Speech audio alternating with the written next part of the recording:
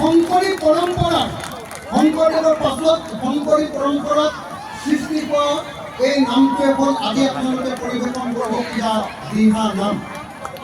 দিহা নাম মানে মই ইয়াত ক'বলৈ গ'লে মই আচলতে বিশেষ যেইটো নাজানো, মই বেছি ক'বলৈ গ'লে চাগে কিজানি বাইদেউহঁতে বিমলা বাইদেউহঁতে মোক গালিয়ে পাৰিম, হয়নে নহয়? আৰু বিশেষকৈ কমলা ইয়াত আছে, কমলা গগৈ, হয়নে নহয়?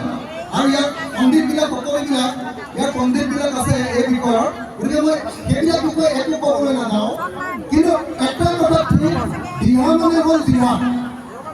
আমাৰ জীৱনটো কেনেকৈ চলাব লাগে তাৰ সমস্ত দিহা আমাৰ দিহা নামত পোৱা যায়।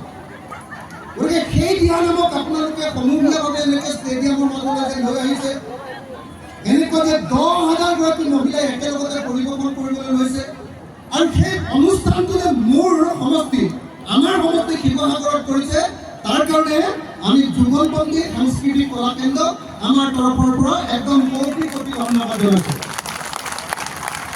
মই অনুষ্ঠানটো ইমান বেছি ভাল হ'ব বুলি জনা হ'লে, ইমান বেছি ধুনীয়া হ'ব বুলি জনা হ'লে মই বাইদেউক মই এতিয়া বেলেগ একো কৰিব নোৱাৰোঁ। আপোনালোকৰ সকলোৰ কাৰণে তৎক্ষণাত চব বনাই দিব নোৱাৰোঁ, চবৰ কাৰণে এবটল এবটল পানীয়ে দিম আৰু দেই। এতিয়া ধাৰ মোৰ থাকি যায়, মই অকণমান সৰুকৈ কিবা এটা সহায় কৰিছিলোঁ, যদি কিবা ধাৰ ধৰ থাকি যায় সেই সমস্ত ধাৰ ধৰ মাৰি দিয়া দায়িত্বটো মই লৈছোঁ। ইমান ধুনীয়া অনুষ্ঠান হ'ব বুলি মই ভবা নাছিলোঁ আচলতে। চৰকাৰে যদি এটা অনুষ্ঠান পাতিলেহেঁতেন অতি কমে 10 কোটি টকা খৰচ কৰিলেহেঁতেন, হয়নে নহয়? আপোনালোকে নিজৰ পৰা কেইটকাকে দিছে? 100 টকা দি এনেকুৱা এটা অনুষ্ঠান আয়োজন কৰিছে যে চৰকাৰী যিকোনো প্ৰৱেশতে এইটো প্ৰৱেশ দেখিবলৈ বহুত গুৰুত্ব আছে। হয়নে নহয়? হয়নে নহয়? হয়নে নহয়? গতিকে যুগলবন্দী সাংস্কৃতিক কলা কেন্দ্ৰ মই গোটেই শিৱসাগৰৰ মানুহৰ তৰফৰ পৰা, মই গোটেই শিৱসাগৰৰ মানুহ বুলি এইকাৰণে কৈছোঁ যে আপোনালোকে মোক শিৱসাগৰৰ বিধায়ক পাতি থৈছে, গতিকে গোটেই শিৱসাগৰৰ মানুহৰ তৰফৰ পৰা মই বাইদেউ আৰু বাইদেউৰ লগত জড়িত থকা সকলোকে মোৰ তৰফৰ পৰা ধন্যবাদ জনাইছোঁ। ইয়াতে যিসকল শিল্পী বাদ্যযন্ত্ৰৰ লগত জড়িত হ'ব আৰু কমলাকে ধৰি আমাৰ কমলা, মোৰ মানে ভাই কমলা গগৈ ক'ত গ'লি ঐ? কমলা কমলা গগৈ, দিহা নামৰ নাম মানে কমলা গগৈ, হয়নে নহয়?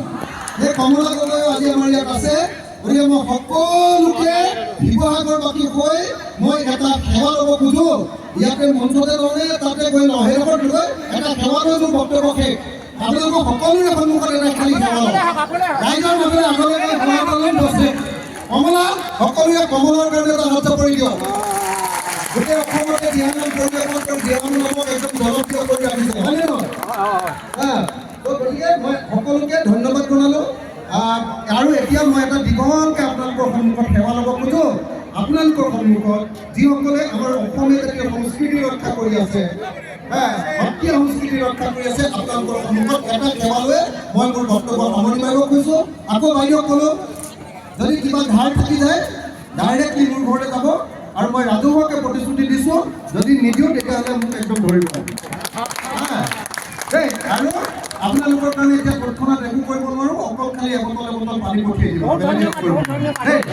সকলোকে একদম সেই তালৈকে থকা সকলোকে ধন্যবাদ আৰু কৃতজ্ঞতা জনাইছোঁ আমাৰ সমষ্টিবাসী ৰাইজৰ তৰফৰ পৰা। ধন্যবাদ। জয় আই অসম, জয় আই অসম, জয় আই অসম, জয় গুৰু শংকৰ, জয় গুৰু শংকৰ, জয় গুৰু শংকৰ। ধন্যবাদ, ধন্যবাদ।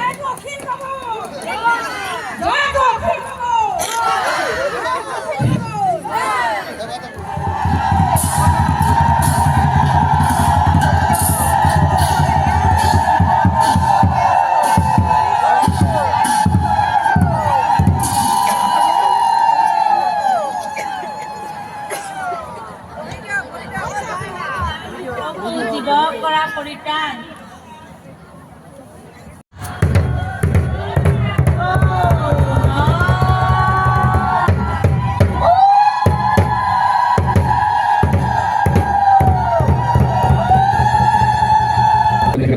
শ্ৰদ্ধা জনাইছোঁ।